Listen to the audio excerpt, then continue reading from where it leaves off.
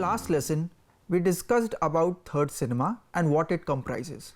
We also talked about the milieu that led to third cinema and the unique characteristics of third cinema.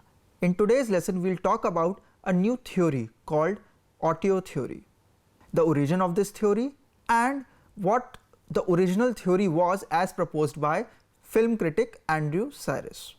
Now, let's talk about the objectives of this theory. So, at the end of the lesson, you will be able to know about the historical and theoretical underpinnings of the auteur theory. Then you will also know about the political thought that laid the foundation of the auteur theory and learn about what exactly Andrew Cyrus talks about when he says auteur theory. So, let us begin with the auteur theory. Now, what does auteur mean? Well, the term auteur came into the film lingo in 1954 by an article by the French filmmaker and film critic François Truffaut. So, in his article, A Certain Tendency of French Cinema, he talked about how this French films of the time were actually of a very low quality. Why? Because there was nothing new about them. They were doing the same things that Hollywood was doing. Now, this article was published in the journal Cahiers du Cinéma, which basically meant Cinema Notebook, and it comprised of these young film critics who would examine a film whether from Hollywood or from France and give their critical explanation on this. Truffaut was one of those young critics. Truffaut would later on become one of the proponents of the French new wave that we have talked about in the earlier lesson. Now, Truffaut actually criticized French cinema at a very unique time frame. French cinema was not bad, but it was actually at that time critically acclaimed for its newness and for its literature adaptations. But Truffaut was not satisfied with those kinds of films. He wanted France to go back to a different time frame when they were actually using different sorts of film form. They were playing with the film form in general. So, according to Truffaut, these films, though they were technologically proficient, they were artistically bankrupt, which meant that though they were technologically good, they were well crafted, camera work was nice, the editing was smooth, but they just followed the Hollywood model of being technologically proficient and giving narrative and the plot the importance, but artistically they were not playing with the film form. The directors or the auteurs, so-called auteurs of those films, were not basically using the film form in a new unconventional way. They were not experimenting enough. So, now let us talk about the historical context in which Truffaut was talking about. So, in French adaptation was due to the influx of Hollywood cinema in France. Now, what happened was, in 1920 till 1920s, France had a very unique place in the cinema lingo. Why? Of course, we have talked about in earlier lessons that Lumiere brothers, Georges Méliès, these are all French filmmakers. And so, cinema as we know it, started in France, and the initial the people associated with cinema were basically playing with the film form. But with the advent of sound in cinema, after Don Juan and the jazz singer came out in Hollywood, everywhere throughout the world it had severe repercussions. Why? Because with the advent of sound, another sort of cinema that was at that time going through experimental films, the avant-garde, came to an end. Now, what was avant-garde? What does avant-garde mean? Well, avant-garde basically means the vanguard. Its literal translation is the vanguard. So, basically in artisanal work, whether it is social, cultural, when someone does experimental work which is groundbreaking or tries to find new film forms, that is known as an avant-garde work. So, in France, just before the sound era, a very good avant-garde cinema had developed or starting to develop. So, this had films like Ancho Andalou in 1929, which was by Spanish director Luis Buñuel and was co-authored by very world famous surreal artist Salvador Dali. But what happened with sound was that it led to the downfall of this kind of cinema. Why? Because these were very small productions. So they were not very budget heavy, they didn't have the necessary budget or the necessary financial backing to make grand films or very heavy handed or heavy worked films. But with the advent of sound, heavy licensing fee was required. Now why was this licensing fee required? Because French companies did not own the patent rights to sound. They owned patent rights to just cinema in general, not the sound, the use of sound. These licenses were held by the American and the German companies because they had developed those processes of putting sound on film. So that means that to use sound in their films, they had to give a certain amount of licensing fee to these companies, which was very heavy at that time. So these small productions, these avant-garde productions could not have the financial muscle to do this. So they basically had this additional financial strain that they could not take. So they disappeared. So what was left was basically production houses which had the capability of giving this money. But once these big production houses of France were giving this money, they had to do films that were more commercially viable, they could not risk having experimental films. Another thing that happened during this time was that French cinema became subservient to the Hollywood film industry. Now how did this happen?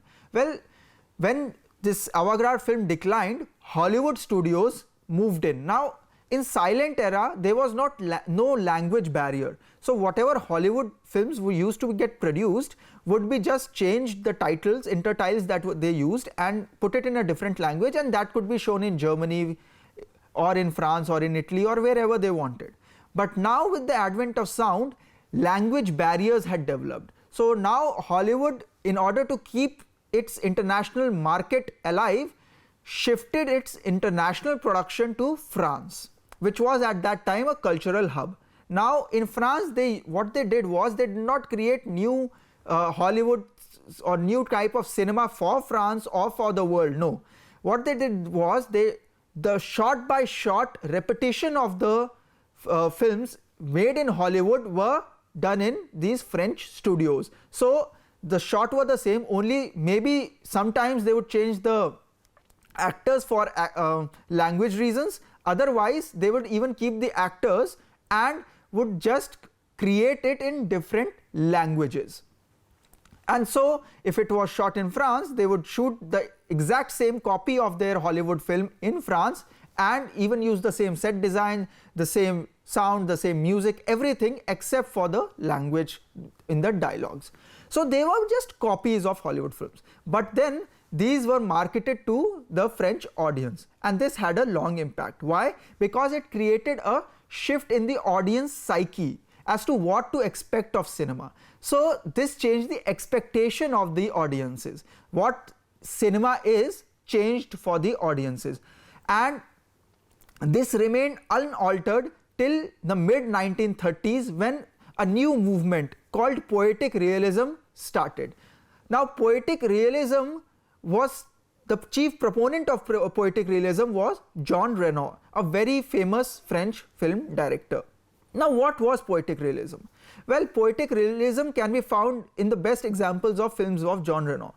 It was a sort of a throwback to the German Expressionism, but not in the sense of the aesthetics of German Expressionism, no. It was like the themes were more darker, they were more, you can say, nostalgic. They had a nostalgic effect to it, they had a more depressing effect to it, they would deal with more darker themes of the society. But so this movement of poetic realism was actually a precursor to the Italian neorealism of the 1940s and the film noir of Hollywood 1940s. So why was it a precursor? Because it used sort of a darker theme. It did not showcase beauty or luxury. It showcased poverty, unemployment, these sort of themes which are very close to Italian neorealism. And because of its darker themes of murder, nostalgia, depression, it was also very close to the film noir of Hollywood of the early 1940s. Now Reno's landmark film was The Grand Illusion that came out in 1937, which had all these qualities of German expressionistic dark themes. Now, this was also one of the first foreign films to be nominated for Best Picture at the Oscars in that year. Now, poetic realism would have continued or would have advanced or would have changed the psyche of the audience, but before it could do that, World War II hampered poetic realism. World War II broke out in 1939 and many directors like Renoir actually fled the country. And those directors that stayed behind and still worked under the German occupation made escapist films. Now, what do I mean by escapist films? We have used this term before also. Escapist films are basically those films which make the audience escape from the grim realities of their own world and create a fantasy world that they can escape to. So these escapist films were basically happy-go-lucky, feel-good films that were created to make the audience escape from the grim realities of the war that was going on around them. And so this was actually a very good time for the French industry to gain technical proficiency as well as to come out of its shell of Hollywood. Why? Because Hollywood films and British or American films were banned during the war. So only French films could be made. And so the technical proficiency that they gained during this time, the polish and the craftsmanship that the French industry gained during this time was because of this war. But experimentation ended, poetic realism ended, artistic exploitation ended. So only literary adaptation gained prominence during this time. So post-war, French government started contributing towards cinema. Now, why did French government get involved? It was because of the financial nature of the economy after the war. France was devastated because of the war. There were a lot of economic problems and hardships. So French government created the National Center of Cinematography in 1946. Now, with this also came another thing, that the American films also started coming back to France, which was banned during that time. Now, experimentation took a backseat. Why? Because the French government started funding, and it would only fund cinema that was commercially viable or by artists who had worked extensively, and the only artists that worked extensively were the escapist filmmakers, but we'll talk about it a little later. Now, French cinema during this time was very similar to Hollywood films. Now, Hollywood films had started coming back again, so French cinema had to compete with these Hollywood films. So they used similar techniques to Hollywood films, but they tried to make it more French oriented, so French society oriented. So French literary adaptations were their criteria. Now, during this time in the early 1950s and the 50s, this stagnation of cinema was the major basis for Cahiers du Cinema or the Cinema Notebook coming to around. So this Cahiers du Cinema was actually started by a person called André Bazin. André Bazin is now considered a stalwart in film studies, and his many theories, he was a film critic, and many of his theories are now sort of canon in film studies literature. So you can read about André Bazin more, but we'll just mention him here. Now, he was joined by other cinephiles like Truffaut and Claude Chabrol, and you have Godard. All these cinephiles joined André Bazin in this Cahiers du Cinema, where they wrote article and criticized the stagnation of the French film industry vis-a-vis Hollywood. Now, why this cinephilia basically came about was, well, these cinephiles had huge access to huge volumes of film works. Now, where did these film works come from? These film works came from after the war. Many of the films, the American films that could not enter the French society because of the German occupation, suddenly entered. So 5-6 years of cinema suddenly entered France.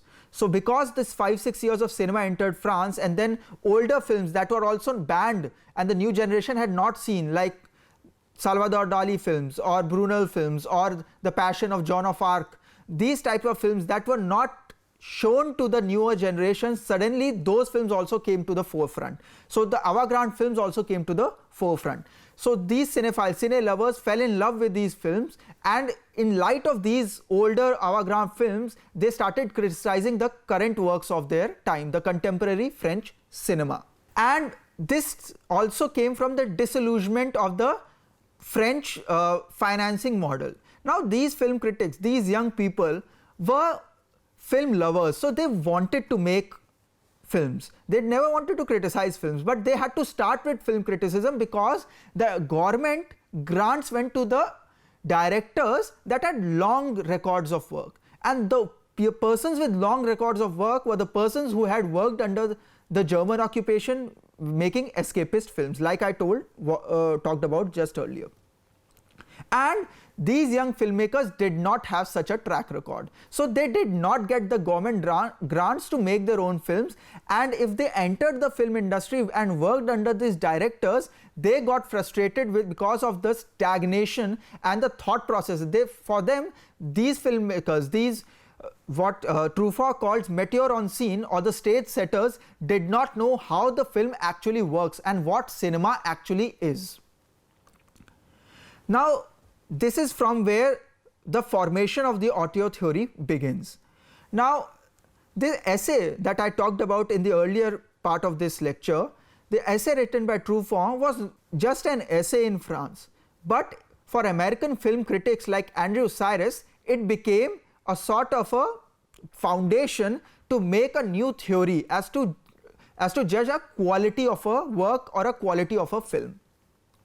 Now this sort of a judgmental criteria that they created is known as an auteur theory. Cyrus, while writing for a film journal called Film Culture, created the term auteur theory in his landmark essay on Notes on the Auteur Theory in 1962.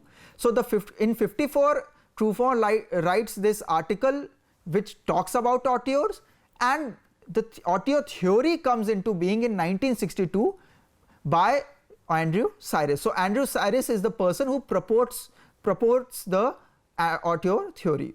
Now Cyrus put forth the auteur theory as to way to judge films through the director. So whoever the film is not judged on its own merits, but by who the director is and what is his standing amongst the film society. So we'll talk about the auteur theory through this model. This model is actually what is proposed by Andrew Cyrus in 1962. Now in this model you can see that there are three rings that are being used, and one inside the other. So there are three layers through which Andrew Cyrus decides whether a filmmaker is an auteur or not. So what Andrew Cyrus says is, the first thing that one should look for is the technical competence. A director, whether he is a good director, whether he knows his craft, whether he is technically proficient. So this is the first layer that Andrew Cyrus uses. Then the second layer that he uses is personal style. So by personal style we mean that whether the director has a personal signature that he or she puts in his or her work.